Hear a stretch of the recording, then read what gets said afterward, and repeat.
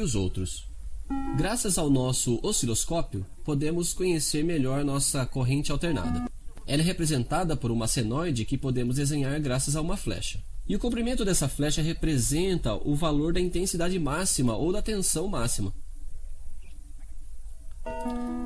A corrente alternada se caracteriza também por sua frequência. Agora, se nossos senhores nos trouxessem nosso circuito elétrico elementar, nós vamos ligá-lo numa fonte alternada e estudar o que acontece. O valor instantâneo da intensidade e da tensão nos terminais da resistência tem um aspecto senoidal. A todo momento, a lei fundamental continua valendo. Além disso, as flechas de intensidade máxima e tensão máxima estão exatamente paralelas. Corrente e tensão estão, como dizemos, em fase. A tensão é máxima quando a corrente é máxima. A tensão é nula quando a corrente é nula.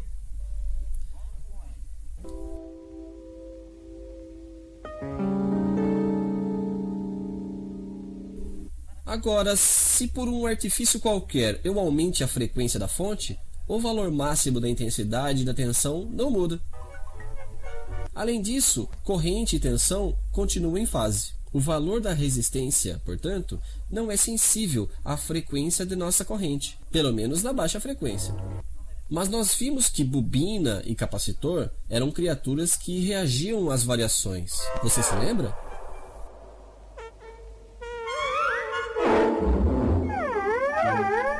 Corrente alternada é uma variação permanente, e quanto mais a frequência é elevada, mais a variação é rápida. De modo que podemos supor que bobina e capacitor seriam sensíveis à frequência de corrente alternada. Mas de que forma? Sr. Ohm, por gentileza, queira substituir uma resistência do circuito por uma bobina, enviando uma corrente alternada. A intensidade de corrente dentro do circuito e a tensão nos terminais da bobina descrevem ainda uma senoide. Sim, mas elas são deslocadas no tempo. Em outras palavras, nossas duas flechas, intensidade de corrente máxima e tensão máxima, não estão mais sobre o mesmo eixo. Elas estão defasadas em 90 graus. A intensidade de corrente máxima chega a 1/4 de período após a tensão máxima.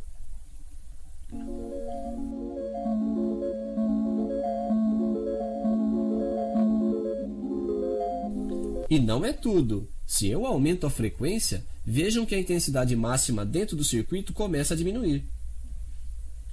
E se eu diminuo a frequência, a intensidade máxima aumenta. Quanto ao outro camarada, o capacitor, você pode imaginar que ele vai fazer exatamente o contrário. Se a frequência aumenta, a intensidade máxima dentro do circuito começa a aumentar, e inversamente. Além disso, a intensidade máxima não chega mais a 1/4 de período depois, mas sim 1/4 do período antes da tensão máxima.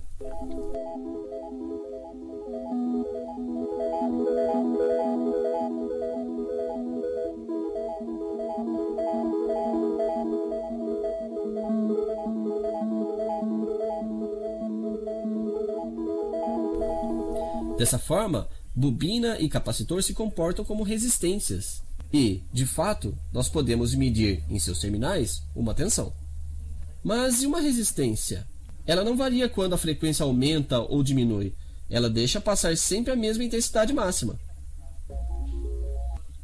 Enquanto a bobina e capacitor não são nem um pouco assim.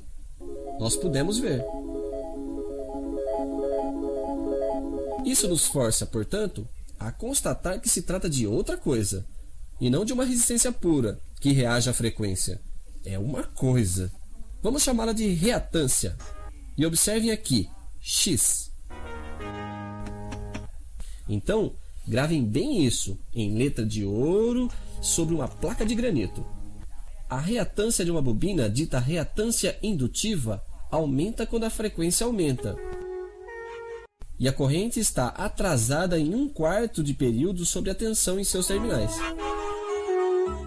A reatância de um capacitor, reatância capacitiva, diminui quando a frequência aumenta e a corrente está adiantada em 1/4 do período sobre a tensão em seus terminais.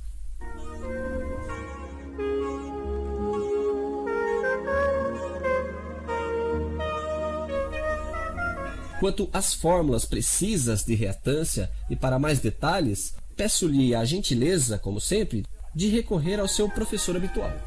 É preciso observar, enfim, que reatância capacitiva e indutiva também é expressa em ohms. Tudo isso, devo dizer, não é muito complicado. Desde que conheçamos a frequência, podemos calcular a reatância. E depois a gente manipula tudo isso como resistências comuns. Bem, não, mil vezes não. Em um ciclo alternado, quando temos uma série de resistência e de reatância, bem, 2 e 2 não são mais igual a 4. Evidentemente, isso é bastante preocupante, e você pode imaginar que isso provém de nossa famosa defasagem. Eu vejo que temos entre nós o Sr. Fresnel, o grande especialista em flecha giratória, que nos dará o prazer, numa próxima oportunidade, de nos explicar esse mistério.